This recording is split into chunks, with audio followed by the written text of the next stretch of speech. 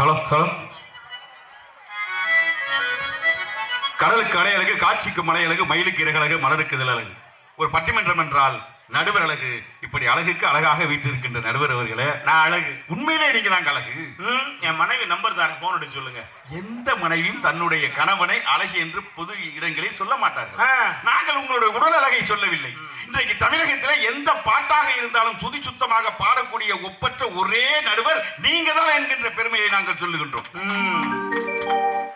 அழகாக வாதிடுவது இருக்கின்ற இரு அணியைச் சேர்ந்த தமிழகத்தின் தலை சிறந்த பேச்சாளர் பெருமக்களே, அற்புதமாக இசையமைத்துக் கொண்டிருக்கிற இசையமைப்பாளர்களே, எங்களுக்கு ஒரு படி மேலாக ஒரு ரெக்கார்டிங் தியேட்டரை போல ஒளி அமைத்துக் கொண்டிருக்கிற வாய்மேடு ஓம் சக்தி நிறுவனத்தாரே, இந்த நிகழ்ச்சியை சீரோடும் சிறப்போடு நடத்தி கொண்டிருக்கின்ற விழா கமிட்டியாளர்களே, பெரியோர்களே, தாய்மார்களே, பக்த கோடிகளே, மாணவ செல்வங்களே, கண்ணியமிக்க காவல்துறை நண்பர்களே, உங்கள் அத்துணை பேரை வணங்கி என்னுடைய வாதத்தை துவங்குகிறேன். நடுவர்களே, ஒரு அருமையான தலைப்பு. பொதுவாக இன்றைக்கு குடும்பத்துல பிக் பாஸா இருக்கிறது ஆண்களா பெண்களா என்று பிக் பாஸ் சொல்லியிருந்தா கூட ஒரு குடும்பத்தை பொறுப்போட அந்த குடும்பம் சிறப்பாக வளர்வதற்கு அடிப்படை காரணமாக இருப்பது கணவனா மனைவியா? இந்த மாதிரி ஒரு தலைப்புல கொடுத்திருக்கீங்க. ஒரு காலத்துல கணவனை மனைவி மதித்தார்கள், குடும்பம் நல்லா இருந்துச்சு. எந்த கணவனை எந்த மனைவி மதிக்குது? ஏன் மதிக்கிறது இல்லையா? எங்க அந்த காலத்துல எல்லாம் இங்க எல்லாம் இருக்கிறவங்க விவசாய மக்களுங்க. விவசாய வேலை பார்த்துட்டு வயக்காட்டுல ஒரு புருஷன் வேலை செஞ்சுட்டு வீட்டுக்குள்ள வர்றானா, அவன் முகம் அப்படியே வேர்த்து விருத்து போய் சேரும் ஜெகதியுமா இருக்கும். அப்படியே வீட்டுக்குள்ள இருக்க மனைவி அப்படியே உடையாந்து முகத்தை பார்க்க உடனே போய் அங்க பானையில இருக்கிற நீராத்தனை ஒரு செம்புல கலக்கிட்டு கொண்டாந்து புருஷன்ட்ட கொடுக்க வரும். ஆனா கொடுக்காது. ஏன்னா அவன் உழைச்சிட்டு வந்த வேர்வை அப்படியே மூஞ்சில ஊத்திக்கிட்டு இருக்கும். அந்த மனசு தாங்காம தான் கட்டியிருக்கிற முந்தான சேலையை எடுத்து அப்படியே அந்த புருஷ மூஞ்சி அந்த சேரி சகதியா இருக்கிற வேர்வை துளியை துடைச்சு விட்டு அதுக்கப்புறம் அந்த நீராத்தண்ணியை கொடுக்கு. அதை கொடுக்கிற நீராத்தண்ணி இல்லைங்க, அந்த மனைவியினுடைய மனசை கொடுக்குதுங்க. அப்படி மகிழ்ச்சியா வாழ்ந்துகிட்டு இருந்தாங்க ஒரு காலத்துல. நான் இன்னைக்கு கேட்கிறேன், இன்னைக்கு அதே மனைவி எந்த தன்னுடைய கணவனை எந்த இடத்துல ஆச்சும் பச்சை தண்ணி கொடுக்க வேணாம், நீரார் தண்ணி கொடுக்க வேணாம், சோறு கூட போட வேணாம், எந்த மனைவி தன்னுடைய புருஷ மூஞ்ச தான் கட்டி இருக்க முந்தான சிலை எடுத்து துடைக்குது? ஏன் துடைக்க மாட்டாங்களா? துடைக்கவே துடைக்காது. ஏன் துடைக்க மாட்டாங்க? துடைக்காதுங்க. ஏன் துடைக்க மாட்டாங்கன்னு அதனால நினைச்சாலும் துடைக்க முடியாது. ஏன் முடியாது? போட்டுக்கலாம் நைட்டி ஆச்சு. அந்த நைட்டில தான் அப்படியே கறி பண்ணையெல்லாம் போட்டு நல்லா நினைச்சு விட்டு இப்படி போட்டு தைக்கிறது. அந்த நைட்டில தான் அந்த மீன் நண்டெல்லாம் போட்டு அலசி விட்டு புளி உப்பெல்லாம் போட்டு அலசி நல்லா அலசி விட்டு ரெண்டு கை கொண்டாந்து போட்டு இப்படி தைக்கிறது.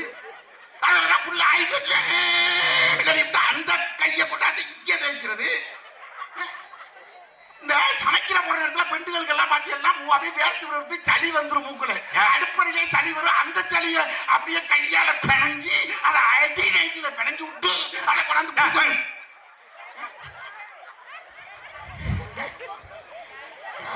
கன்றாவியா ஒவ்வொரு புருஷனும் மரியாதை போய் வாழ்ந்துகிட்டு இருக்கிறான். இதை போய் சப்போர்ட் பண்ணதுக்காக 3 பேர் வேலை பாக்குறீங்களா? இந்த மாதிரி யாரு வீட்டுல என்ன நைட்டி போட்டிருக்காங்க? பாத்திரம் கழுவுறாங்களா? அங்க ஒரு கிராமத்துல விஓ வேலை பார்த்தா அங்க எப்போ ஒருத்தன் குழந்தை பிறந்துச்சு, எப்போ ஒரு உயிர் போச்சு, யாரு யாரை கூட்டிக்கிட்டு ஓடனா பூரா விஓ தான் சொல்லணும். ஆமா ஆமா, அனைத்து விஓ தான். அதை விட பெரிய விஷயம் இருக்குங்க. நீங்க கல்யாணம் பண்ணி உங்க வீட்டுல யாருக்குமே தெரியாம ஒரு குழந்தை பிறந்ததே தெரியாது. யாருக்குமே தெரியாம இல்ல, குழந்தை பிறக்கல யாருக்கும் தெரியாது. ஆனா மறுநாள் தான் தெரியும் வெள்ளச்சாமிக்கு குழந்தை பிறந்திருக்கு, வெள்ளச்சாமி மனைவிக்கு குழந்தை பிறக்குன்னு தெரியும். ஐயா, நமக்கு நீ வாய்ப்பு இல்லையா? இல்லையா? அப்ப ஒரு பிறந்திருந்தா ஒரு உதாரணத்துக்கு தான். அதெல்லாம் பிறந்துருச்சு. ஆனா நீங்க என்னதான் போய் ஊர்ல எனக்கு தான் பிறந்துச்சு எனக்கு தான் பிறந்துச்சுனாலும் ஊர் நம்பாது, நாடு நம்பாது, அரசாங்கம் நம்பாது. நீயே தான் சொல்ல நீதி வெள்ளச்சாமிக்கு பிறந்தது. என்ன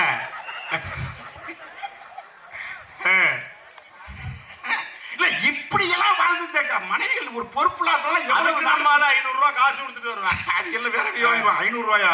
அது பொசுக்கு நான் கொடுப்பான். நான் வந்து விசாரிச்சுக்கிட்டு கொடுக்குறேன் உங்களுக்கு தானே பார்த்தேன். இவன் என்ன போய் விசாரிக்க போறான்? என்ன விசாரிப்பேன்? என்ன போட்டோ எடுத்து விசாரிச்சுக்கிட்டு தான் தருவேன். அப்பதான் 100 கூட வாங்குறதுக்கு இதெல்லாம் பண்ணி கொடுத்துக்கிட்டு இருக்கேன். ஆனா அந்த காலத்துல திருமணங்கிறது எப்படி இருந்துச்சு தெரியுமா? எப்படி இருந்துச்சு? அந்த திருமணத்துல அந்த பொண்ணு பார்க்க போற சந்தோஷம் இருக்கு பாருங்க. அப்படியே சித்தப்பா பெரியப்பா மாமிலாம் அழைச்சிக்கிட்டு போவான். அந்த பையனை வாடா பொண்ணு பார்த்து வருவோம். அந்த கல்யாணத்துக்கான கொண்டாட்டம் இருக்குல்ல, ஆமா, இங்க தொடங்கும் தெரியுமா?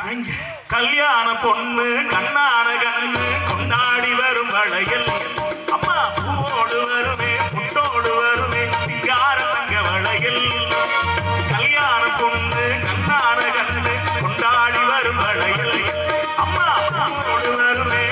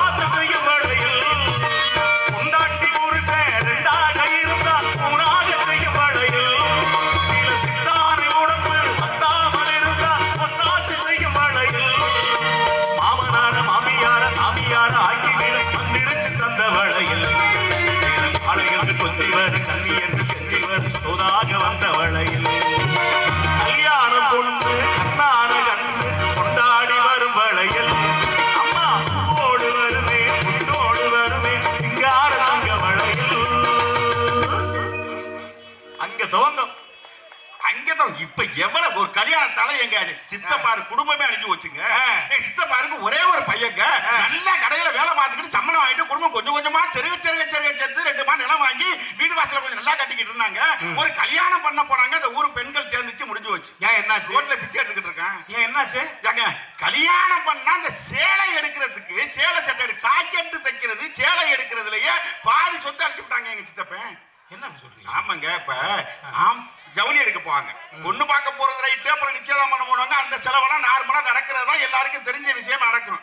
இந்த பெண்ணுக்கு சேலை எடுக்க போறதுக்கு மட்டும் அந்த பொண்ணு வீட்டுல போய் அங்க இருக்கிற பெண்களை சொந்தக்காரங்க நாத்தனா அது இதுனா ஒரு 50 பொம்பளை அழைச்சிட்டு போறாங்களே எதுக்கு? சேலை எடுக்கதா? சேலை எடுக்க ஏன் ஒரு ஆளு போய் எடுத்தா ஒரு 2 பேர் போய் எடுத்தா எடுக்க முடியாதா? எங்க ஊர்ல என்ன பண்ணாப்புல என் சித்தப்பன் போய் பொண்ணழைக்கு இது சேலை எடுக்க ஆள் வாங்கன்னா 50 பொம்பளை ஆள் வருதுங்க. 2 வேன் எடுத்து கொடுத்து அழைச்சிட்டு போயிடாரு திருச்சி சாரதாஸ். அங்க போய் பார்த்தா இதுக்கு போய் அவர் சொல்லி விட்டாருங்க, கொஞ்சம் வசதி கம்மியா இருக்கு, ஒரு 10,000 ரூபாய்க்குள்ள எடுக்க போதும் கேட்கிறார். சம்மந்தி வீட்டுல கேட்கிறாங்க, ஒரு 10,000 ரூபாய்க்குள்ள எடுத்தா போதும் அவர் சொல்லிட்டாரு. இதுக்கு 50 பேரும் போய் சேலையெல்லாம் பார்க்கல, கடைசியா கொண்டு போய் பில்ல பாக்குது. அதை பார்த்துட்டு இன்னொன்னு சொல்லுது, பாடல் சரியா இல்ல, அடுத்ததை பாருங்க. 3வது போய் பார்க்குறது கொஞ்சம் கலர் டல்லா இருக்கு, கொஞ்சம் போய் அப்படியே ஒண்ணா பார்த்துக்கிட்டு பூரா அப்படியே பிரட்டி பார்த்துக்கிட்டு கடைசா 23,000 ரூபாய்க்கு எடுத்தாச்சு. 23,000 ரூபாய்க்கு எடுத்துட்டு வந்தா 50 பேர் கொண்டு ஹோட்டல்ல விட்டா 14,000 ரூபாய்க்கு சோறு தின்னாச்சு. சரி, அது சோறு திட்டு போயின்னு பார்த்தா அந்த கடையில ஜாக்கெட் துணி எடுக்காம கல்யாணத்துக்குன்னு ஒரு கடை இருக்கான் ஜாக்கெட் துணி எடுக்க. நான் சொன்னேன், ஏங்க அந்த சேலையிலேயே தான் ஜாக்கெட்டை வெட்டி கொடுத்தாங்களே அது எங்கன்னு? அதெல்லாம் புரிஞ்சு அதுல தைக்க கூடாதான், ஏதாவது ஒரு துணி தனியா விற்குதா, அது 500 ரூபாயா ஒரு ஜாக்கெட். அதை கொண்டுகிட்டு போய் எங்க இந்த ஜாக்கெட் இது எடுக்கிறாங்கன்னு கேட்டா இல்ல, அதை கொண்டு நாங்க ஒர்க்கு பண்ணணும். ஒர்க்கா? என்ன ஒர்க்குன்னு கேட்டேன். அதான் ஆரி ஒர்க்கு. என்ன ஒர்க்கு? ஆரி ஒர்க். அப்படின்னா அது அப்படின்னா முண்டுக்கல்லு, செங்கக்கல்லு, இந்த கடப்பாக்கல்லு, 1.5 செல்லி, 2.5 செல்லி, 3/4 செல்லி, ஆணி, கட்டுக்கம்பி, கயிறு இது எல்லாத்தையும் போட்டு ஒன்னா கட்டி அந்த இதுல ஜாக்கெட்ல. எதுல? அந்த ஜாக்கெட்ல? ஆமா, கட்டி அதுதான் ஆரி ஒர்க்கு. அதெல்லாம் ஆரியா அவங்க 15 பொம்பளை சேர்த்து ஆரி அதை கொண்டாந்து ஆரி கட்டி கொண்டு அது கொடி கவுத்துல போட்டு இவன் சாப்பிட போன மாப்பிளக்காரன் துண்டு நினைச்சு அதை எடுத்து மூஞ்சில இழுத்து இப்ப புண்ணு ஆறாம கருமாதிபத்துல கிடக்குறான். நல்லா இருக்கேனே. நம்ம கட்டுக்கம்பை பொருள் இழுத்தா கண்ணாடியை பொருள் இழுத்தா அப்படிதான் இருக்கு. இந்த ஒரு அதுக்கு 15,000 சாப்பாடு 15,000, ஆரி ஒருக்கு 15,000, அப்புறம் கல்யாணம் தன்னைக்கு டச்சி மேக்கப் அதுக்கு ஒரு 10,000, சேலை ஒரு 23,000, எல்லாம் சேர்த்து 1 லட்சம் ரூபாய் போச்சு. வேணுமா கடை பொண்ணுகளுக்கு லிப்ஸ்டிக் போட்டு விடுறாங்க தெரியுமா? அது ஒரு பெரிய அழகு. இது மாதிரி ஆளுகள்லாம் அடிக்கடி லிப்ஸ்டிக்கை தின்னு விடுறது. இங்க இருக்க கரெக்ட் பண்றேன், கரெக்ட் இருக்க அப்படியே அப்படிங்கிறது இல்ல. அன்னைக்கு பாத்தீங்கன்னா உதட்டுக்கு தானே லிப்ஸ்டிக். அன்னைக்கு பாக்குறேன் ஒரு அம்மாவுக்கு பல்லுல லிப்ஸ்டிக் இருக்கு, நாட்டுல லிப்ஸ்டிக் இருக்கு, ஒட்டுமொத்த வாயும் பத்திரகாளிக்கு மாதிரி செவ்வேன்னு இருக்கு. முதல்ல ஒன்னே இல்லம்மா, முதல்ல இந்த ஆண்கள் நிம்மதியா ஒரு நல்ல பொண்ண மனசுக்கு பிடிச்ச பொண்ண கல்யாணம் பண்ணணும்னா ஒரே ஒரு வேலையை செய்யணும். எந்தெந்த ஊர்ல பியூட்டி பார்லர் இருக்கோ அதை பூரா அடிச்சு நொறுக்கணும். ஏங்க அவங்க மட்டும் ஒயின் ஷாப் அடிச்சு நொறுக்கணுமா? இந்த கவலையான போய் அங்க கிடக்குறான், தேவதை மாதிரி இருக்கணும். போட்டோவுல பாக்குறான் மேக்கப் போட இருக்கு, நேரா போய் பாக்குறான் மேக்கப் போட இருக்கு, நிச்சயதாமத்தை பாக்குறான் மேக்கப் போட இருக்கு, கல்யாணத்துல தாலி கட்டையில பாக்குறான் மேக்கப் போட இருக்கு. சாயங்காலம் குடிச்சிட்டு வந்தா தேவாங்க மாதிரி இருக்கு. என்னதான ஏன் கலையுது? பூரா மேக்கப் அடையாத மேக்கப் போட்டுக்க வேண்டியதானே? எங்க ஊர்ல ஒரு பையன் பெரிய அப்படியே மனசாவே ஐஸ்வர்யா மாதிரி நினைச்சுக்கிட்டு போய் பொண்ணை பார்த்து பிடிச்சிருக்குன்னு வந்துட்டாங்க. அவன் என்ன பண்ணிருக்கான், இங்க வந்து மணவரையில பொண்ணை உட்கார வச்சா இது இல்ல, இதை நான் பார்க்கலன்னு கத்துறான் கிடந்து. நீ தானே பார்த்துட்டு சம்மதம்னு சொன்னேன். அப்படி இல்ல, அந்த பொண்ணை தாங்க நான் பார்த்தேன், அந்த பொண்ணை தான் பார்க்கறேன், அந்த பொண்ணோட சின்னம்மா. அது 2 ஒரே மாதிரியா மேக்கப் போட்டுக்கிட்டு வந்துருக்கு. அது பார்க்க இதுதான் அழகா இருக்கு, அதுதான் கையை பிடிச்சிட்டு வந்திருக்கு, டீ எல்லாம் கொண்டு வந்திருக்கு, அதுதான் பொண்ணு நினைச்சுக்கிட்டு வெங்க வந்துட்டாங்க. நீங்க இல்ல இதெல்லாம் நடக்குதா இல்லையா? அந்த பெண்களுடைய ஆசை கற்பனை அப்படியே நடிகை மாதிரி இருக்கணும், டிவியில வர நடிகை மாதிரி இருக்கணுங்க. பாருங்க, பட்டிமன்றம் பேச வருது, என்ன பொண்ணு வாக்க வந்திருக்கிற 1.5 கிலோ சிவப்பு பெயிண்ட் அடிச்சிருக்கு பாருங்க. ஒன்று இருக்குல்ல. பட்டிமன்றம் நானுங்க சம்பளம் கொடுக்க போறாரு இந்த அண்ணன் உட்காந்துக்கார இதுக்கு அவ்வளவு அவர் கொடுக்கறது 5000 அதுதான் நம்ம ஆளு நிலைமை எப்படி போகுது தெரியுமா? ஆசைப்பட்ட ஆம்பளனா ஆண்டியா அலையிலே அல்லப்பகல் தெருவுல திரிகிறேன். நேத்து வர நடந்ததெல்லாம் தெய்வம் செஞ்ச சோதனை. நீ மட்டும் மனசு வச்சா சிந்து விடும் வேதனை. நான் மட்டும் இல்லையா சன்னியாசம் போயிருப்பா. காசி முதல் ராமேஸ்வரன் காது கட்டி அழைச்சிருப்பா.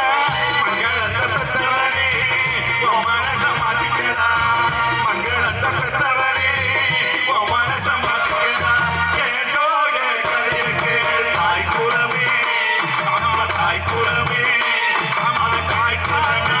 யாதம்மா உங்க மனமே. ஆமா உங்க மனமே.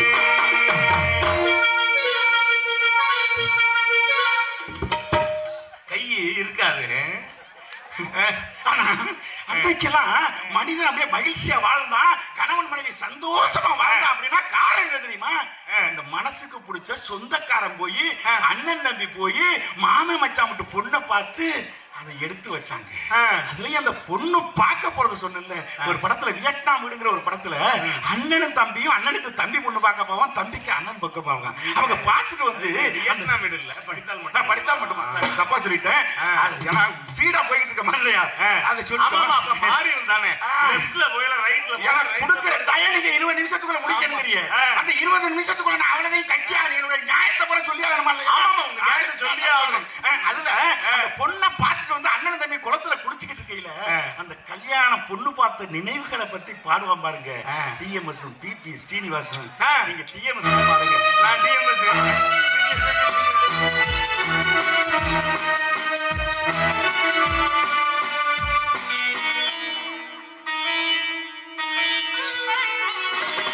உன்னொன்று கண்டேன் பெண்ணங்கு இல்லை என்னென்று நான் சொல்லலாகுமா?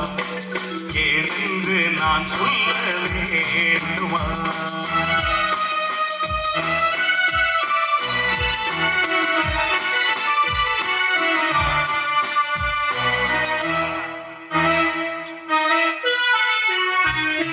பூவன்று கண்டேன் முகம் காணவில்லை ஏனென்று நான் சொல்லலாகுமா? ஏனென்று நான் சொல்ல வேண்டுமா?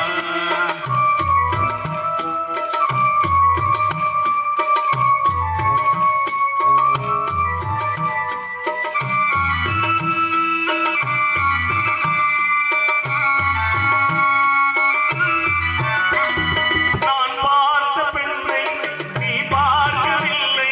நீ பார்த்த பெண்ணை நான் பார்க்கவில்லை. நீ பார்த்த பெண்ணை நான் பார்க்கவில்லை. பார்த்து போல என் பார்வையில்லை. நான் கண்ட காட்சி நீ காணவில்லை. நான் கண்ட காட்சி நீ காணவில்லை. என் விழியில் நீ இருந்தாய். என் விழியில் நீ இருந்தாய். உன் வடிவில் நான் இருந்தேன். உன் வடிவில் நீ இருந்தாய். என் நான் இல்லை, நான் இல்லை, நீ இல்லை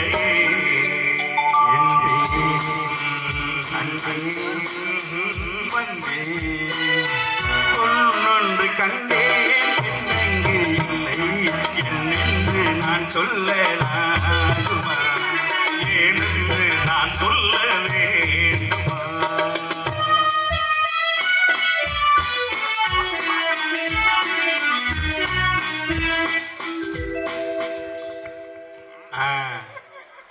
குடிச்சுங்க.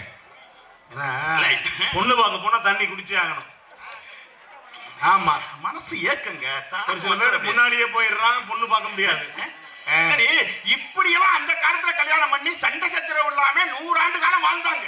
இன்னைக்கு கல்யாணம் பண்ணி நானும் என் மனைவி கல்யாணம் பண்ணி நல்ல மகிழ்ச்சியா தாங்க இருந்தோம். 25 வருஷமா எந்த விதமான சண்டை சச்சரவு இல்லாமங்க. திடீர்னு சண்டையை வருதுங்க. ஏன் என்னாச்சு? நான் விஓவா இருக்கிறேன்னா இல்லையா? ஆமா. டெய்லி 30 கிலோமீட்டர் பைக்ல போகணும். டெய்லி பைக்ல போயிட்டு இருக்கையில ஒரு நாள் பட்டுக்கோட்டை தாண்டி பாலத்தலின்னு ஒரு ஊர் இருக்கு. அங்க அதுக்கு போற பாதையில ஒரு கோவில் இருக்கு. அந்த பாலத்தலி கோவில் கிட்ட போய் ஒரு சின்ன வேகத்தடை இருக்கு. அதுல லேசா வண்டியை ஏத்தி இறக்கிட்டு பிரேக் போடுறேன். எதிர்த்தாப்புல ஒரு அழகான பொண்ணு ஹெல்மெட்டை மாட்டிக்கிட்டு வருது ஸ்கூட்டில. அழகான பொண்ணு உங்களுக்கு எப்படி தெரியல? ஹெல்மெட் மாட்ட பொண்ணு அழகான பொண்ணு உங்களுக்கு எப்படி தெரியும்? பாக்குறதுக்கு தெரியாதங்க, பார்க்க உண்மையை சொல்லணுங்க. அப்படி வரையில என்ன பண்ணுச்சு, என்ன பார்த்துட்டு என்ன தெரிஞ்சிருக்கும் போல இருக்கு. நான் ஹெல்மெட் போடாம போறேன், என்ன பார்த்துட்டு வாங்க வந்து கையை எடுத்து டாட்டா காமிச்சிட்டு அது பாட்டுல போயிடுச்சு. சரி, ஒரு பொம்பளை புள்ள அன்பா பாசமா டாட்டா காமிச்சிட்டு போகுது. நம்ம தமிழுடைய பண்பாடு பாடி நமக்கு பதிலுக்கு ஒரு மரியாதை செலுத்தணுங்கிறதுக்காக நானும் பிரேக்க போட்டுக்கிட்டு கையை எடுத்துக்கிட்டு இப்படி டாட்டா காட்ட போனேன். ஆனா காட்டல, கையை எடுத்துக்கிட்டு. ஏன் பின்னாடி என் பொண்டாட்டி அண்ணன் ஒண்ணு புரிஞ்சுக்குங்க. பின்னாடி மனைவி உட்கார்ந்து இருந்தா சந்தேகப்பட்டு கையை ஆட்டக்கூடாது, முழுசா ஆட்டி விட்டுறணும். உங்க வேலையை பாருங்க. எனக்கு உங்க மாதிரி அனுபவம் இல்லை, என்ன பண்ணி தொலைகிறது? நான் எனக்கு மட்டும் அனுபவமா? வடிவேலன் சொன்னதா? தபாய் என்ன பண்ணா அப்படியே பார்த்துட்டு குதிச்சு ஓடிட்டாங்க.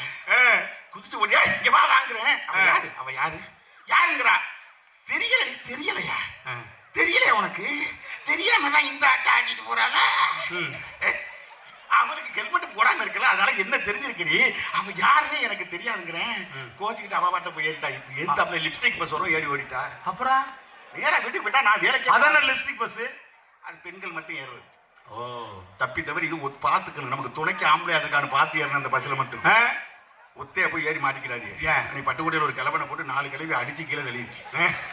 எங்க பஸ்ல ஏறி நீ அதுல எப்படி ஆக்ஷனோட பண்றீங்க? நெளிஞ்சு வளைஞ்சு நேரா பார்த்தவங்க. ஆமாமா, அப்புறம் சொல்றது இல்ல. ஆமாமா, நீங்க நைட்டியே பார்த்தாலே நேரா போய் என்ன பண்ணிட்டா, அந்த பஸ்ல போய் இறங்கி நேரா வீட்டுல போய் சாப்பிட்டு உட்காந்துருக்கா. நான் நினைச்சேன், ஆகா நம்ம மேல கல்யாணம் பண்ணி 25 வருஷமா எந்த சண்டை வம்பு வந்தது இல்ல, ஏதோ கோச்சிட்டு போறாளா, எதுவும் பண்ணிக்கிட்டு போறாளான்னு நான் பயந்து வண்டி எடுத்துட்டு நேரா போறேங்க வீட்டுக்கு. போய் பாக்குறேன், திண்ணையில அப்படியே சாந்துக்கிட்டே இருக்கிறா. அப்புறம் நானும் கையை காமிக்கிறேன், நடிக்கிறேன், பேசுறேன், எதுவுமே பேச மாட்டேங்கிறா. ஏய் யாருன்னே தெரியாது, வேணா வா போய் பார்ப்போம், பேராவன் தாலுகா ஆபீஸ்ல பார்ப்போம், அது யாருன்னு நான் உனக்கு ஆளை காமிக்கிறேங்கிற. எதுவுமே பேசல. அந்த நேரத்தில் திடீர்னு எனக்கு ஒரு போன் வருது, ட்ரிங் வருது. டக்குனு எடுத்து காதுல வைக்கிறேன். அந்த போன்ல ஒரு பொம்பளை பிள்ளை சொல்லுது, இன்றுடன் உங்களுக்கு முடிவடைகிறது. அது ஜியோ போனு, அது காசு ரீசார்ஜ் முடிக்க வச்சுட்டு சொல்லுது, சீக்கிரம் பண்றான்னு விட முடியுது. டக்குன்னு பார்த்து கம்பெனி போனதானே நான் பையில வச்சுட்டேன் போனேன். அவ்வளவு நேரம் அமைதியா இருந்த வாழ குச்சி போன பிடிக்கிட்டு அவ தானே பேசி ஏன் வைக்கிற போனேன் பேசு. அந்த ஹெல்மெட் கரெக்டாக பேசுனா நான் நினைச்சு நான் இருக்கேன், நான் வைக்கிறேன் பேசுங்களா. ஏய் அது கம்பெனி போனடி, கம்பெனிக்காரன். ஆமா, அது கம்பெனி போன் தானே உங்களுக்கு. கம்பெனிக்காரன் பெரிய பார்ட்னர் அந்த கம்பெனிக்கு, உனக்கிட்ட கணக்கு கேட்கறதுக்காக போன் பண்றான். அப்படியும் வச்சு கத்துறாங்க. அங்கனே ஒப்பாரி வைக்கிறான் பாருங்க. எங்க அப்பா கொண்டாந்து பாலுங்க அடியில மாமே மயனி கொண்டு வந்து கட்டி விட்டா. என்ன அப்பவே சென்னையில கேட்டாங்க, சிங்கப்பூர்ல கேட்டாங்க, கோயம்புத்தூர்ல கேட்டாங்க, மதுரையில கேட்டாங்க, டாக்டர் இன்ஜினியர் எல்லாருக்கும் கேட்டாங்க. இதை கொண்டாந்து சொந்தக்காரனை கட்டி விட்டான்னு ராத்திரி 12 மணிக்கு ஒப்பாரி வைக்கிறாங்க. அவன் உப்பாரி வச்சது போனது சொன்னதுக்கு என்ன மேல கோபம் வந்தாலும் நான் மன்னிச்சுட்டேங்க. ஆனா ஒன்று சொல்றா பாருங்க, கல்யாணம் பண்ணி 25 வருஷத்துக்கு முன்னாடி அந்த டாக்டர், அந்த இன்ஜினியர், சிங்கப்பூர்காரன், கோயம்புத்தூர்காரன் இத்தனை பேரை இன்னும் மறக்காம வச்சிருக்கா. என்ன ஒரு நிமிஷத்துல மறந்து. இதாங்க பெண்கள், இவங்க பிக் பாஸா? இவங்க பெண்கள், அவங்க பிக் பாஸ் குடும்பத்தை அப்படியே நிமித்திடுறாங்க. தாங்க ஆம்பளைல அசிங்கப்படுத்தி ஆம்பளை அந்த காலத்துல எல்லாம் பெண்கள் ஒரு வேலையை சொல்லாதுங்க. கிடக்கிறத எடுத்து தாங்க, அந்த டம்ளர் எடுத்தாங்கன்னு கூட போட்டு சொல்லாதுங்க. இந்த வருஷம் இந்த கொரோனா காலத்துல முன்னாடி என்ன பண்ணா தெரியுமா? இந்த மார்கழி மாசம் திண்ணையில உட்காந்துக்கிட்டு அப்படியே இங்க இருந்து என்னடி ஜுரம் வந்துருச்சு, ஆஸ்பத்திரிக்கு போமாங்கிறேன். இல்ல எனக்கு ஒரு மாதிரியா குதுன்னு வருது. அந்த கிண்ணத்தை கொஞ்சம் மாவு வச்சிருக்கேன், அந்த விளக்கமாத்த எடுத்து வாசல லேசா கூட்டிவிட்டு அந்த தண்ணியை தெளிச்சு 2 கோலத்தை போட்டுவாங்க. எனக்கு எந்திரிக்க முடியலைங்கிறேன். நான் ஒரு வீடியோ, நான் போய் ரோட்ல கோலம் போட்டுக்கிட்டு இருந்தா பக்கத்து வீட்டுல வேணா போடலாம், பக்கத்து வீட்டுல பாக்குறவனா என்ன காரி துப்ப மாட்டானான்னு கெஞ்சுறேன். அவ சொல்ற அதுக்கு அதெல்லாம் நீங்க எனக்கு தெரிஞ்சதானே, அதெல்லாம் நடக்கும். நான் சொல்றது நான் செய்ய உங்களுக்கு எல்லாரும் யாருமே சந்தேகப்பட மாட்டாங்க. உங்களை பத்தி யாருமே தெரியாதுன்னா அது எப்படி நான் போய் கோல முறையில என்ன தெரியாம போகும் அப்படிங்கிறேன். நான் சொல்றது மாதிரி கேளுங்க அப்படின்னு நான் முதல்ல. சரி சொல்றீங்கிறேன். என் மட்டும் நைட்டி எடுத்து மாட்டிக்கங்க, என் மட்டும் பனிக்குள்ளாய எடுத்து மாட்டிக்கங்க. அருமை. அந்த வாய்க்கு, இந்த வாய்க்கு கட்டுற முடியாது, என்ன மாஸ்க், வாய்க்கு கட்டுறது வாய்க்கு மாஸ்க், அதை எடுத்து மாட்டிக்கங்க. சரி, இப்ப போய் கோலம் போடுங்க. ஓ இதுவும் நல்லா தானே இருக்குன்ட்டு சரி கொண்டாடி சொல்லிட்டால தட்ட நல்ல அந்த காட்சியை நினைச்சு பாருங்க. நான் சரின்ட்டு நேரா போய் அந்த விளக்க மரங்களை கிடைச்சி எடுத்து கூட்டி விட்டு தண்ணியை தெளிச்சு விட்டு கோலமாவை எடுத்து ஒரு புள்ளி தாங்க வைக்கிறேன். வைக்கல திரும்பி பாக்குறேன், எனக்கு முன்னாடி என்னாட்டம் 17 பேர் வைக்கிட்டு இருக்காங்க. அண்ணே அடுத்த முறை கோலம் போடும்போது ஒரு போட்டோ எடுத்து வைங்க. எவ்வளவு அசிங்கத்தை அப்படியே சுமந்துக்கிட்டு இந்த குடும்பத்துக்காக வாழ்ந்துகிட்டு இருக்கு தெரியுமா? அதுல கரெக்ட் தானே. அதுலயே இப்ப அதாவது நமக்கு கல்யாணம் பண்ணி வந்துட்டா நம்ம வம்சம் நம்ம சொந்தக்கார கூட செத்து போயிடணும் மட்டும்தான் இருக்கணும். பூரா அக்கா எனக்கு அக்கா தங்கச்சி இருக்க கூடாது, அப்பா இருக்க கூடாது, மாமா மச்சன் இருக்க கூடாது, எல்லாம் அவங்க மட்டும் அவங்க குடும்பம் மட்டும்தான் இருக்கணும். ஆனா நாங்க அப்படி இல்லைங்க. எங்க அக்கா தங்கச்சியை நீ மதிக்காட்டி கூட உன் அக்கா தங்கச்சியை நாங்க எப்படி மதிக்கிறோம் தெரியுமா? இது ஆமாங்க, எனக்கு 3 குழந்தையாங்க. 3 குழந்தையானா என் மாமனுக்கு ஆண் வாரிசே இல்லை, சொந்தக்காரோட ஆண் வாரிசே இல்லை. அப்ப நம்ம தானே அந்த பிள்ளைகளுக்கு நல்லது கட்டது பார்த்து கல்யாணம் பண்ணி இந்த குடும்பத்தை பொறுப்பா பாத்துக்கணும். அதுக்காக நான் என்ன வேணும் தெரியுமா? அந்த 3 குழந்தையாளுக்கு ஏன் சொந்த செலவுல உள்ளூர்லயே மாப்பிள்ள பார்த்து, ஏன்னா வெளியூர்ல மாப்பிள்ள பார்த்தா ஆமா ஆமா போக வர சிரமமா இருக்கும். இல்லங்க, அவன் எப்படி இருக்கிறான் அவனை பத்தி முழு விவரம் நமக்கு தெரியாதா இல்லையா? உள்ளூருக்குள்ளே 3 பேருக்கு மாப்பிள்ளைய பார்த்து கல்யாணம் பண்ணி வச்சு அதை நான் ஒரு பெரிய தியாகம் பண்ண தெரியுமா? நான் தான் வியோ வேலை பார்த்து வசதியா வந்து காரு வண்டி எல்லாம் வச்சிருக்கிறேன். நம்ம குழந்தையாலும் குடும்பத்துல நமக்கு ஈக்குவலா வசதியா இருக்குங்கிறதுக்காக ஏன் மட்டும் 3 ஏக்கர் நிலத்தை வந்து 3 பேருக்கு வீடு கட்டி கொடுத்து என் கொள்ளையிலே வீடு கட்டி கொடுத்து வச்சிருக்கேன். ஒரு பெரிய தியாகி. ஆமா, அது மட்டும் இல்லைங்க, நம்ம மட்டும் சம்பாதிச்சுக்கிட்டு இருக்கோம், அவன் சகனையும் சம்பாதிக்கணுங்கிறதுக்காக அவன் 3 பேரையும் ஏன் சொந்த செலவுல பாஸ்போர்ட் எடுத்து 3 பேரையும் 3 நாட்டுக்கு அனுப்பி வச்சிருக்கிறேன். 3 குடும்பத்தையும் நீங்க தான் பாக்குறீங்க. ஆமா, முழுசா நிர்வாகத்தை நான் பாக்குறேங்க. ஏன் 3 பேரையும் ஒரே நாட்டுக்கு அனுப்புனா? அது அவங்க கூடி பேசிக்கிட்டு திரும்பி வந்துட்டாங்கன்னா என்ன பண்றது? ஆமா ஆமா, உங்க பொழப்பு கெட்டு போயிடும். அப்படி இல்லைங்க, அவங்க ஒரு கட்டுப்பாடா இருக்கணும், குடும்பத்தை நல்லா வளர்க்கணுங்கிறதுக்கு. இன்னொன்னு, நீங்க எங்க நாட்டு நாட்டு பிள்ளைக்கு கால் சட்டை கூட போட்டு விட மாட்டீங்க, மூக்குச்செடி கூட சீந்த மாட்டீங்க. ஆனா என் குழந்தையாட்டு பிள்ளைய பூரா என் புள்ள மாதிரி நான் பார்த்து. உங்க புள்ள தானே? ஏங்க நம்ம புள்ள என்ன, நம்ம அண்ணன் புள்ள, தம்பி புள்ள, குழந்தையாட்டு புள்ள எல்லாம் ஒண்ணுதானங்க. நம்ம புள்ள மாதிரி பார்த்துட்டு அதான் சொல்றேன். அது மட்டும் நடுவர்களை இவ்வளவு நடக்கல. அந்த காலத்துல எல்லாம் எங்க தாத்தாவுக்கெல்லாம் 12-13 புள்ள, யாருக்குமே 4 புள்ள 5 புள்ள 10 புள்ளை குறையாம இருந்துச்சு. என்ன காரணம் தெரியுமா? ஒரு புரிதல் இருந்துச்சு. கணவன் மனைவி வந்து நல்ல மகிழ்ச்சியா இருந்தாங்க, சந்தோஷமா இருந்தாங்க, ஒரு புரிதலோட இருந்தாங்க. அதை விட மேலாக நல்லா வேலை வெட்டி பார்த்தாங்க. இன்னைக்கு அன்னைக்கெல்லாம் குழந்தை அதிகமா பிறக்குதுங்கிறதுக்காக அரசாங்கமே எங்களை எல்லாம் புடிச்சு கொண்டு குடும்ப கட்டுப்பாடு பண்ணுகிறாங்க. ரொம்ப பேர் வரமாட்டாங்க. பண்ணிட்டீங்களா? யாரு? ஆமா, நாங்கெல்லாம் போய் புடிச்சா 1 ரூபாயில அடிக்க வந்துட்டாங்க. அப்புறம் கிளவல உங்களை புடிச்சு கொண்டு குடும்ப கட்டுப்பாடு பண்ணாங்க. இல்ல பண்ணிக்கிட்டீங்களா? இல்ல இல்ல, நாங்க என்ன பண்றோம், நாங்க போய் அப்புறம் பார்த்தா இப்படி வயசோட இருக்க கூப்பிட முடியுமா? என்ன பண்ணோம்னா இந்த வயசான கிழவங்கெல்லாம் பார்த்து டை அடிச்சு விட்டு இளமை மாதிரி கொட்டை காமிச்சு போட்டு கொண்டாந்து கணக்கு காமிச்சோம். அப்புறம் உள்ள எல்லாம் பிறந்துகிட்டே இருந்துச்சு. இவ்வளவு திட்டம் போட்டு புள்ள பிறக்கிறது என்ன பண்ணி தெரியுமா? கவர்மெண்ட் ஒரு முக்கோணம் மாதிரி தட்டி அடிச்சு நாம் இருவர் நமக்கு இருவர் இதை பூரா கொண்டு வீட்டுகளில் ஒட்டுறாங்க. நாங்க கொண்டு வீட்டுல ஒட்டா எல்லாரும் எங்களை அடிக்க விட்டாங்க. ஏன்டா நாங்க புள்ள பக்கிறதுக்கு நீங்க ஏன்டா கொண்டாந்து ஒட்டுட்டு அப்படி பாவத்துக்கு போடாண்டாங்க. கொண்டாந்து என்ன பண்ண பூரா அந்த ஊர்ல உள்ள ரோட்டு தென்னை மரத்துல பூரா அடிச்சான். தென்னை மரத்துல பூரா அடிச்சு விட்டு 3 மாங்க பாக்குறோம், மரம் பூரா 2 காய்க்கு மேல காய்க்கல. ஊர்ல பிள்ளை பத்துக்கிட்டே இருக்காங்களா? ஆனா ஒண்ணு சொல்றேன், எல்லாம் சிரிக்கிறீங்க. இன்றைக்கு ஒரே வீட்டுக்குள்ள அந்த காலத்துல அண்ணன் தம்பி 3 பேர் கல்யாணம் பண்ணி ஒரே வீட்டுக்குள்ள குடும்பம் பண்ணையில 4 புள்ள 5 புள்ள 10 புள்ள பிறந்துச்சு. இன்னைக்கு வீட முதல்ல கட்டி லெட்டின் பாத்ரூம் அட்டாச்சோட பெட்ரூம் கட்டி அது கூட கல்யாணம் பண்ணி கொண்டு நம்ம பிள்ளைய வைக்கிறோமே. 10 வருஷம் 15 வருஷம் ஆகி இன்றமும் குழந்தை பாக்கியம் இல்லாமல் தமிழ்நாட்டுல ஆயிரக்கணக்கான குடும்பங்கள் ஏக்கத்தோடு இருக்க. என்ன காரணம்? என்ன காரணம்? என்ன காரணம்? வேலையை பார்க்கறது இல்லைங்க. அன்னைக்கெல்லாம் தண்ணி தூக்க போறோம்னா 4 கிலோமீட்டர் போகணும், கேணியில போய் தண்ணி ஊத்திட்டு வரணும், இடுப்புல தூக்கி வைக்கணும், அப்படி அசைஞ்சு வரணும், குனிஞ்சு கோலம் போடணும், குடிஞ்சு கூட்டணும், நல்லா மாவரைக்கணும். 24 மணி நேரம் பெண்கள் உழைப்புன்னு அந்த உடல் வளைஞ்சு நெளிஞ்சு அப்படியே இருந்ததுனால கர்ப்பப்பை சுருங்கி விரிஞ்சு அங்கிட்டு வளைஞ்சு நெளிஞ்சு இருந்ததுனால உடனடியாக குழந்தை பிறந்துச்சு. இன்னைக்கு ஒரு குழந்தைக்கு கூட கிடைக்காம ஏங்கி காரைக்குடி ஆஸ்பத்திரியில போய் பிச்சை டிப்ல புள்ள கட்டிக்கிட்டு இருக்கானே. என்னமோ டிப் மாத்தி சொல்றேன், டெஸ்ட் டிப்ல போய் எல்லாத்துக்கும் நல்லா சீனி ஆளு கொஞ்சம் வித்தியாசமா எல்லா டிப் சைக்கிள் டிப்ல சொன்னாலும் சொல்லுவாங்க. எதுலயே ஒரு டீப் தேடி பிள்ளைக்காக ஒரு டீப் தேடி அலைகிற காலம் வந்துருச்சு. இதுல எப்படி பெண்கள் பிக் பாஸ் சொல்ல முடியும்? பெண்கள் மட்டும்தான் காரணம். பெண்கள் தாங்க காரணம், ஆம்பளை காரணமே இல்லை. கரெக்ட் தாங்க. அதுக்கு உதாரணமா சொன்னா, அவ்வளவு கஷ்டத்திலையும் மனைவி இவ்வளவு பொறுப்பு இல்லாம நடந்தும், மனைவி இவ்வளவு கொடுமைப்படுத்தியும், மனைவி இவ்வளவு மதிக்காம இருந்து கூட ஆண் வந்து அப்படியே மனசை இலகி போய் குடும்பத்துக்காக பொறுமையோட பொறுப்போட மரணத்தை சுமைந்து உழைத்து கொண்டு அந்த மனைவி மக்களை காக்கிறானே, அவன் தான் பிக் பாஸ். அவருடைய உழைப்பு அத்தனையிலே மரணம் இருக்கிறது. டிரைவர் எடுத்துக்கங்க, கண்டக்டர் எடுத்துக்கங்க, கடலுக்கு போறவன் எடுத்துக்கங்க, இறைச்சி வேலை பார்க்கறவன் எடுத்துக்கங்க, ராணுவத்தில் இருக்கவனுங்க, வெளிநாட்டுக்கு போறவனுங்க, அவன் திரும்பி வந்தா தான் உயிரோட இருப்பான். அவன் திரும்பி வந்தா தான் உனக்கு கணவன். அவன் எதுக்காக இவ்வளவு உயிரை பணைய வைத்து வேலை பார்க்கிறான்னா, தான் பிக் பாஸா இருந்து மனைவியும் மக்களையும் காப்பதற்காக என்கின்ற காரணத்தால் எந்த வகையில் பார்த்தாலும் ஒரு குடும்பம் முன்னேறுவதற்கு மகிழ்ச்சியாக இருப்பதற்கு காரணம் ஆண்களே பிக் பாஸ் என்று தீர்ப்பு கூற வேண்டும் கேட்டுக்கொண்டு வாய்ப்புக்கு நன்றி கூறி விடைபெறுகிறேன். நன்றி.